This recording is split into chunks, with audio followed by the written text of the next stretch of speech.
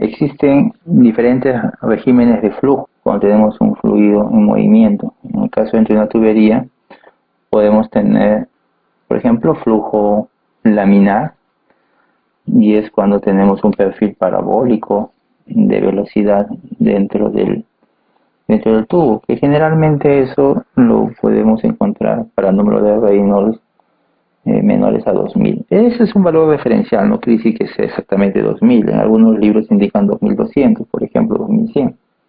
Esta es una imagen de un experimento en donde han colocado una sustancia que permita visualizar el perfil. Miren, lo voy a volver a poner.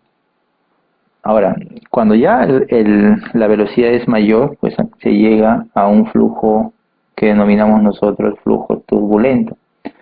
En ese caso, lo que tenemos es un perfil de velocidad plano, no en todo el diámetro del tubo, porque cerca al borde la velocidad disminuye, pero básicamente en el mayor espacio dentro del tubo la velocidad es una sola, por eso que aquí tenemos un perfil casi plano. En este caso estamos frente a un flujo turbulento, miren, es más o menos así como el que pueden ver ahí. ¿Ves cómo tienen un perfil plano, pero no en toda la extensión del diámetro, pues no? Solamente hasta cierto punto. Eso es importante tener presente porque eso también influye en los coeficientes de transferencia de calor, el tipo de régimen del fluido, si es laminar, si es turbulento. Ahora usted sabe que me está faltando uno, ¿no? Que es el flujo transitorio, que está entre laminar y turbulento. Pero generalmente se suelen manejar estos dos, ¿no? Es más, en muchas operaciones, equipos, lo que predomina es el flujo turbulento, ¿ok? Pero vamos a también tener en cuenta esto. Aquí el número de Reynolds pues se debe calcular a través de esta ecuación. SU barra es la velocidad media. Porque en el caso del régimen laminar no hay una sola velocidad, ¿no? Hay un perfil de velocidades. Bueno, se toma la velocidad media. Abajo, en el flujo turbulento también, ¿no? Bueno, aquí se puede considerar la velocidad media como la velocidad principal, bueno, esa es la velocidad media. La densidad y la viscosidad. ¿Y dónde está el diámetro? El diámetro es este. Solo que yo he puesto una ecuación un poco más general, ¿no? La ecuación de Reynolds, que ustedes seguramente ya saben, es velocidad, densidad, diámetro sobre viscosidad. Eso es correcto, está bien, y eso es válido solamente para tuberías circulares o de sección circular, como lo que estamos viendo ahí. Pero ¿qué pasa si la tubería o la sección por donde está circulando el fluido no es circular? Si fuese un ducto de sección cuadrada, por ejemplo. Un ducto de sección triangular. Ya, olvidemos de los ductos. Imagínense un canal de regadío. El canal de regadío y el líquido está circulando por ese canal. Y quieres calcular el número de Reynolds. La velocidad, bueno, la velocidad media, ya eso lo puedes calcular fácilmente, lo puedes medir. Densidad del agua, viscosidad del agua. ¿Qué diámetro usarías? Bueno, justamente por eso es que esta es una ecuación un poco más general que contempla todas esas posibles geometrías. ¿Qué cosa es RH? Es el radio hidráulico. En principio, la velocidad promedio, no necesariamente usted debe tener el perfil de velocidad para obtener la velocidad promedio, porque usted puede decir, bueno, o sea que si quiero calcular esto, debo conocer el perfil de velocidad y debo obtener el valor promedio. Sí, no necesariamente, porque usted la velocidad promedio lo puede obtener simplemente dividiendo el caudal de fluido que circula por la tubería o por el ducto entre el área de flujo. Y con eso tienes la velocidad promedio. Y eso es más sencillo, ¿no? El área de flujo se puede medir, el caudal también se puede medir. El radio hidráulico es la relación entre el área de flujo y el perímetro mojado. Así como hay un radio hidráulico, también hay un diámetro hidráulico. Y el diámetro hidráulico es 4 veces el radio hidráulico. Para tuberías con sección circular como la que estamos viendo aquí, el diámetro hidráulico es igual al diámetro del tubo. Por eso que cuando usted reemplaza este 4 acá, acá aparece el diámetro. Bueno, decimos diámetro, velocidad, densidad sobre viscosidad.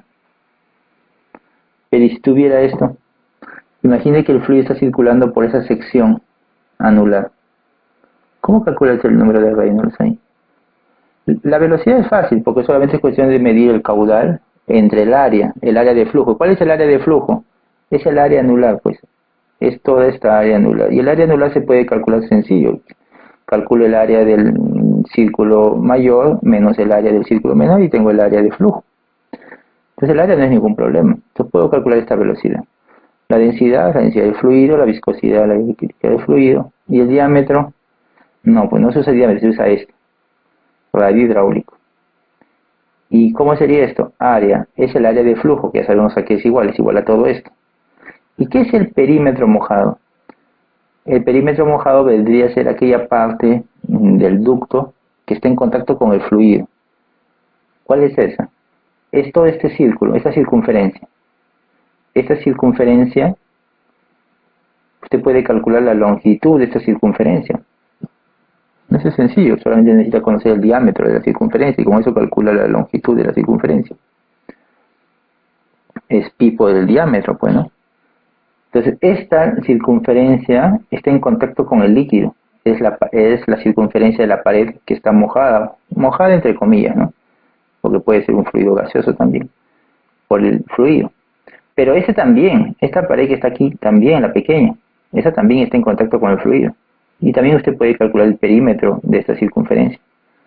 Si suma ambos perímetros, tanto el mayor como el menor, va a tener el perímetro total, que es el perímetro mojado. Entonces divide solamente el área de flujo entre el perímetro mojado y tiene el radio hidráulico y se lo reemplaza acá y tiene el número de Reynolds. Para el caso del canal, bueno, no les he puesto la imagen, pero apelemos a su imaginación. Usted ha visto un canal seguramente. Muchos de los canales suelen tener sección trapezoidal, ¿no? Es un trapecio, donde la base menor está en la parte de abajo y la base mayor en la parte de arriba. Pero el agua, cuando circula por el canal, solamente moja pues la parte de abajo y los laterales, que están un poco inclinados, ¿verdad? Arriba no hay nada, a menos que esté tapado y el techo esté mojado con el agua, pero generalmente no es así.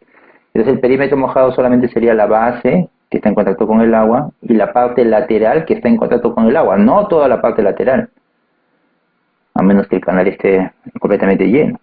Pero si no está completamente lleno, solamente aquella parte hasta donde el agua moja, ¿no? Y eso sería el perímetro mojado. El área, bueno, el área es fácil, es el área del trapecio. Y listo, con eso tiene el radio hidráulico, lo reemplaza aquí y ya tiene el número de Reynolds para esa situación. Entonces, ya con esto, no importa qué geometría tenga el ducto o el tubo. Puede ser un cuadrado, un triángulo, un rombo, un hexágono, lo que se quiera. Simplemente tengo que dividir el área de flujo entre el perímetro mojado y tengo el radio hidráulico, lo reemplazo acá y ya tengo el número de Reynolds.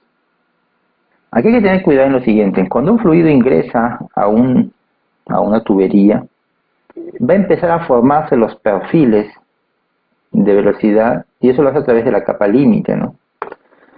Miren, espero que puedan imaginar esto. Esto de aquí es la entrada a la tubería. Esta es la pared de la tubería, esto que está acá. ¿Ok? Y aquí solamente estoy mostrando la mitad de la tubería, la otra mitad está por aquí abajo. Y este es el interior de la tubería. Cuando el fluido ingresa a una tubería, origina esto, miren. Se empiezan a formar perfiles de velocidad. Y si usted logra observar bien, va a poder ver la capa límite que empieza a aparecer en la entrada de la tubería. ¿Lo logró ver? La capa límite. Aquí hay una imagen de cómo es que se forman los perfiles de velocidad a medida que el fluido ingresa en la tubería. Al inicio el perfil es plano, pero a medida que el fluido va avanzando se va formando el perfil de velocidad. Por supuesto que eso va a depender del régimen, ¿no? Si es un régimen laminar o si es un régimen turbulento o transitorio. Si es régimen laminar, lo que vas a formar al último va a ser un perfil parabólico. Si es un régimen turbulento, lo que vas a formar es un perfil casi plano. Pero aún así, hay una distancia que se necesita para que se forme ese perfil de velocidad. Eso genera la formación de la capa límite en la entrada a la tubería, que sería más o menos así. Si usted observa desde aquí, aquí todo es plano, pero aquí empieza a aparecer el perfil de velocidad, ¿logra ver? Y empieza a aumentar, y poco a poco va a encontrarse con el que viene de abajo.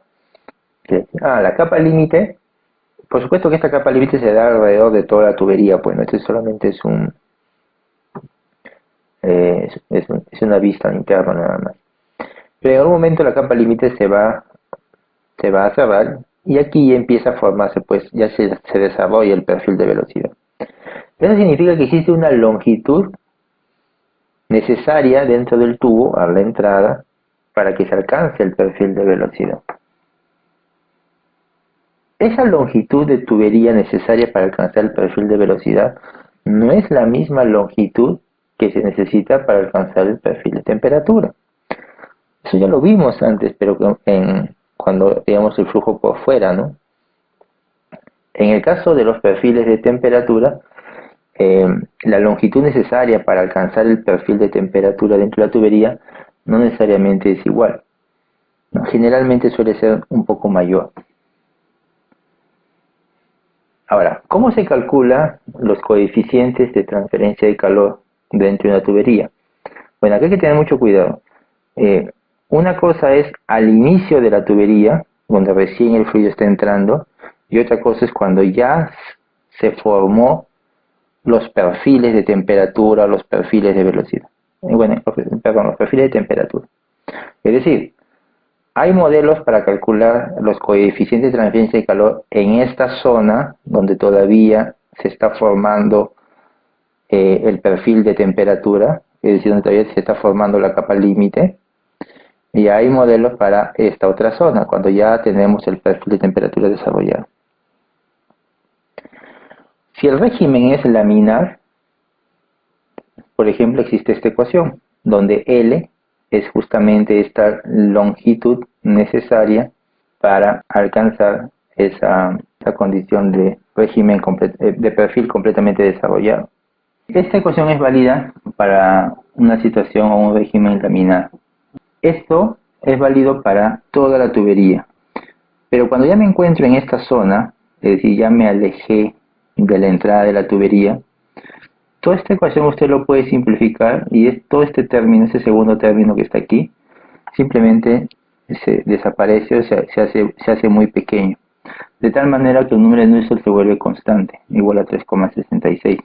Entonces podemos decir que en esta ecuación está comprendido tanto la entrada a la tubería como también la parte posterior a la entrada, ¿no? Pero solo para el régimen laminar. Para el caso del régimen turbulento, por ejemplo, hay otras ecuaciones como esta que está acá, que es válida para aquella zona del tubo en donde ya se desarrolló los perfiles de temperatura. No para la entrada, porque cuando estamos hablando de régimen turbulento, generalmente en el régimen turbulento, esta longitud es muy pequeña, tan pequeña que a veces se puede despreciar. Esta longitud se vuelve significativa cuando estamos en régimen laminar.